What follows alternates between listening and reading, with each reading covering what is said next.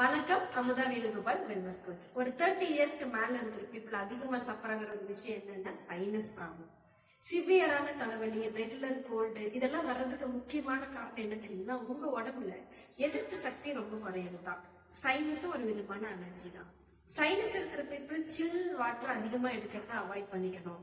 AC ரூம்ல ரொம்ப நேரம் இருக்கிறதையும் நீங்க அவாய்ட் பண்ணிக்கணும். ஹேர் வாஷ் பண்ணிட்டு ஈரத்தலையோட ரொம்ப நேரம் இருக்கிறதையும் நீங்க அவாய்ட் பண்ணிக்கணும். இதெல்லாம் ரொம்ப ரொம்ப நல்லது.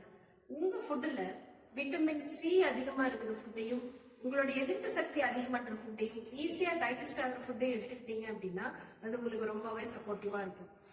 ஃபார் எக்ஸாம்பிள், உங்க ஃபுட்ல இஞ்சி பூண்டு சேர்த்துக்கிட்டீங்கன்னா அது ரொம்ப நல்லது. ஃப்ரூட்ஸ் சாப்பிட்றீங்கன்னா ஆப்பிள், அன்னாச்சி பழம், ஆரஞ்சு இதெல்லாம் அதிகமா ஆட் பண்ணிக்கிறது ரொம்ப ரொம்ப நல்லது. அது மட்டும் இல்ல, காய்கறி சாப்பிடும்போது அரசாணிக்காய், சக்கரவள்ளி கிழங்கு இது எல்லாமே சைனஸ் ப்ராப்ளம் வெளியில வர்றதுக்கு சப்போர்ட்டிவா இருக்கும்.